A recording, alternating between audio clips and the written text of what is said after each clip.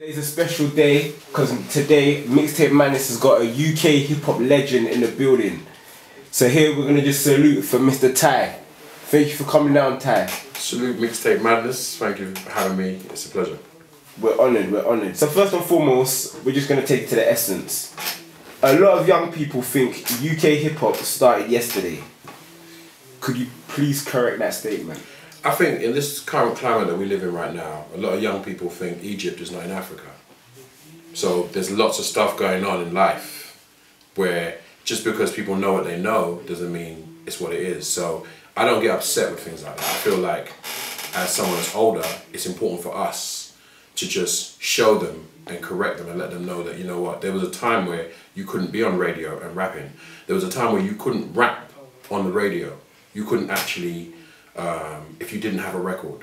So a lot of us, a lot of our generation were the people that actually started that whole thing of even coming up on radio shows and rapping, freestyling, doing certain things. So the fact that the new school grime generation is kind of thinks what they do is what it is cool. There's youths that are growing up black in the UK that actually don't know what their parents went through. Doesn't mean their parents didn't go through it. Doesn't mean it's not important. It's just the fact that right now people have a short attention span and everybody just wants money and everybody just thinks it's a particular way. But hip hop culture is a bit bigger than that. So hip hop, the thing about this whole situation is people need to understand that hip hop is more than music. So hip hop is, they say the metaphor for it is pretty much in life right now. Hip hop is the house, rap music is just one room. Whereas with grime, the music is everything. So if you don't, you know what I mean? Like, but there's dances in grime, there's a way that you look, there's a vibe, there's a, you know, there's a swagger, there's a certain thing.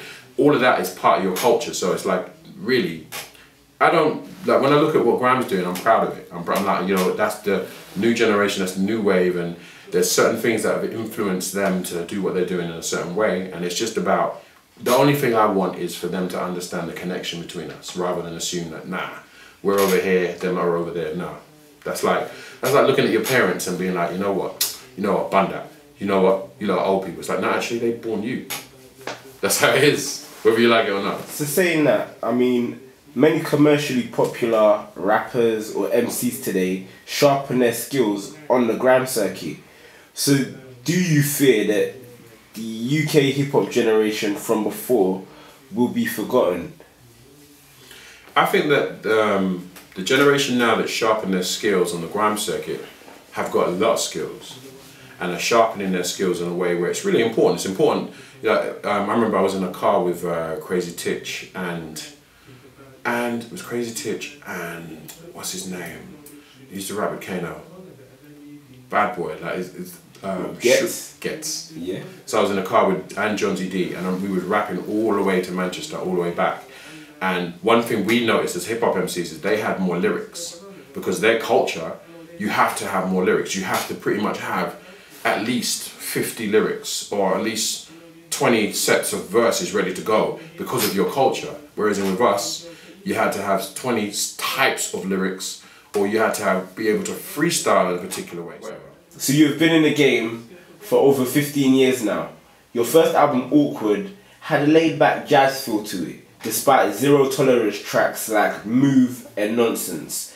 Take us back to 2001 and the making of Awkward. Where were you? Okay, so in order for me to take you back to those years, right, so let me think Dizzy Rascal's first album came out, was it 2002, 2003? I think it was 2003, yeah. Next right. will be the 10th year anniversary. Right, okay, so Upwards came out 2003, 2004 as well. So my second album came out when his first album came out. Yeah. Yet he's viewed as a different generation from me. Remember that. Bear that in mind, right? Okay. So 2001, I have to go back to 2000 because basically I was an MC doing certain things, making certain records, and this label approached me, Big Dada approached me and said, yo, we'd like to put, you know, your record out, we'd like to do something. And I was like, yeah. Because by that time, with what was going on with hip hop in this country, it was really hard to actually think you was going to get signed anymore, or even that, you know, people wanted to really put put stock in an artist. So you kind of, we made money from doing live shows. This is why the live show aspect, my live show aspect is quite well known as far as being quite sharp, is because we had to make the live appearances hot. We couldn't just turn up and just, yeah, run the track. We had to make a show. So when I got signed to Big Daddy and did the label, I really didn't think it was really going to happen. So those songs, the first collection of songs was just me being like, yeah, really? You really going to put this out? Okay, all right, let me go in the studio, let me do these things, let me finish this stuff, here you go. But it was a kind of, a very kind of like, yeah, all right, let's see what happens. And then what happened was madness. So I put the record out. I've since learned that a lot of different artists in different countries kind of gravitated towards, you were like, yo, you know, like I met Merce recently, well, a couple of years ago, who's a very big Los Angeles rapper, and he was like, yeah, I got that album, bro. Blah, blah, blah. And, you know, we had a conversation to the point that when he came to London, we had to hang out and do stuff, and then I did a song for his album, and whatever. So, you know, like, you just don't understand, and that's a really important thing. You really don't know what a record's gonna do when you do it. So, you know, you have to have that element, and 2001 was all about that. So when I did that record, I started touring, started doing shows, and started making a name for myself abroad. Even though I had kind of a name for myself abroad anyway, because of the live circuit, now I had a record. So now I could start doing stuff. I took my DJs with me, and yeah, it was a very interesting time. Very, very interesting time. Do you still see Hercules, and how difficult was it to create a track like Zybo? Okay. Hercules was a track on the first album where I took the bold step of actually not being the victor, but being the victim. So I kind of describe, Hercules is basically a song about bullies. Now, I grew up with people that were bullying me and bullying others for different things. Some people bully people for pocket money, some people bully people because of your nationality, all of these sort of things. So even though I grew up, because my story is I'm a Brixton youth, but I'm an African youth that grew up in Brixton, but I didn't give it up. So there's a lot of African youths that gave up their Africanness just to fit in. I didn't give that shit up. So my whole thing was like, now I'm gonna be me. To the point that it was silly, and this is something that happens in society, like even the way people fight in a West Indian manner. Can you imagine? So if I'm gonna get into an argument with you, it's like, what? But really, African people don't fight like that. Like if they get upset, there's a glare and then there's a certain vibe and then you get on with it. So the reason why I'm making that point is, I made a point to realize that, you know what, I need to bring what I am to the table, because I am a West Indian influenced black youth living in London. I am an African descendant or African relative youth that lives in London. So all of these things walk through me as far as how I move, how I eat, how I flex, how I chat, how I live. So I started to bring that to the music. So with Hercules, I was like, you know what, I'm gonna bring myself to the table. I'm not just gonna rap like, oh, Jay-Z does that, so I'm gonna do that. Jadakiss does that, so I'm gonna do that. I was like, no, what does Ty do? What does Ben do? What does Benedict what does he do? Let me bring that to the table. So the reason why sometimes with this Afrobeat thing, a lot of people say, oh, you know, blah, blah, blah. I'm like, yo, I'm actually the first African youth that's in hip hop circles in the UK to actually turn around and say I'm African. I was the first one to do it. So Tony Black Twine didn't do it before me. Hijack, the group Hijack, one of the main rapper is Nigerian. London Posse, one half of that, the guys from Zimbabwe. Loads of hip hop groups had African youths in them, but they weren't proud, or it wasn't the time where they could actually just say, yo, I'm this, you know. You're that, respect, I'm this.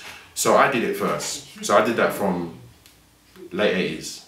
I did it. But I didn't, my thing is, I'm not on a corny flex. So it wasn't like yeah, I'm African. Da, da, da. Like, at the moment, the Afrobeat thing to me is it's a little tad corny. Yeah, it's a little bit corny. So my flex with it was, do you know what? I want to bring my story to the table, because I believe every single person is a film, right? When I say it's a film, I'm talking about your life. If you wanted to tell a story, it's a film. And because that it's a film, what you do in the beginning. Like, there's certain things that happen to you as a child that form the things that you became later, as far as, you know what I mean? Like, how you are as a person, how you deal with adversity, certain things. So I was fostered. So I was fostered, and then my parents had to fight to get me back. And then all of these sort of things made me a kind of outsider. So when I came back to London, I kind of had this vibe of like, yeah, all right. So I came back when I was 3 or 4. No, I came back when I was 3. But then, no, I came back when I was 4, sorry. And I started seeing certain things, and throughout my life, I've been able to step back. So when everybody's following a fashion, or when everybody's doing a certain thing, I can be like, I can step back and be like, you know what?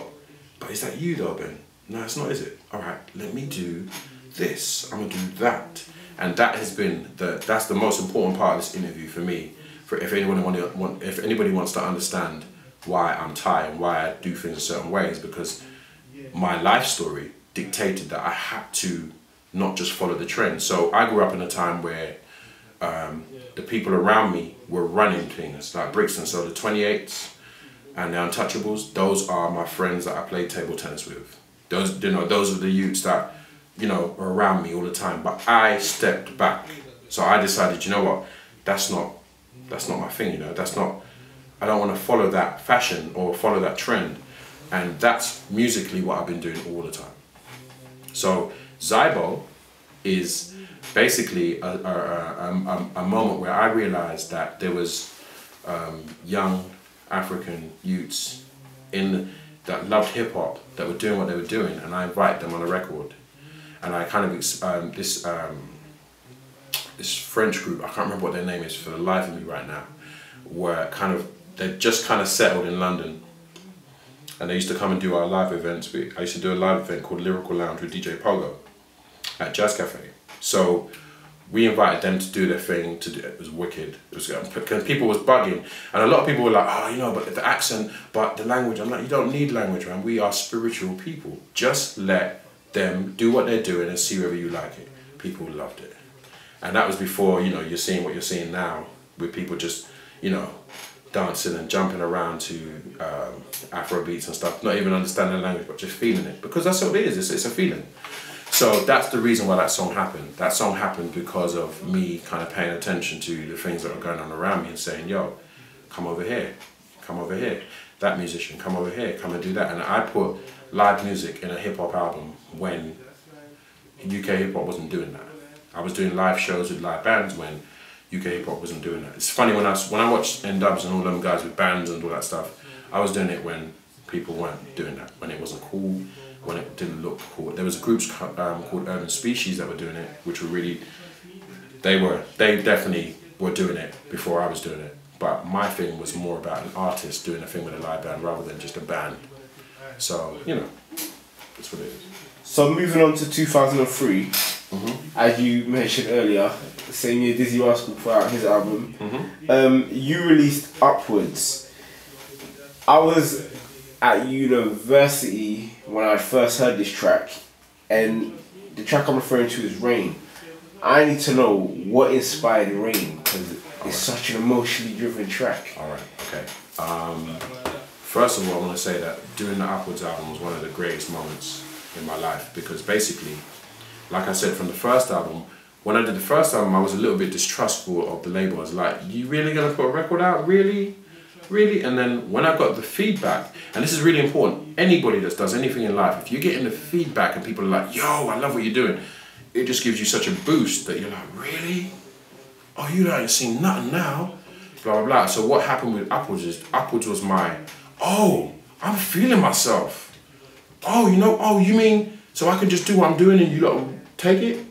And that's what happened with that record. So me and Drew Hawley, we sat down and we were like two boys locked in a room working on music. So, and at the time, like I said, my whole thing with the music is always to include, like I lost my American accent early.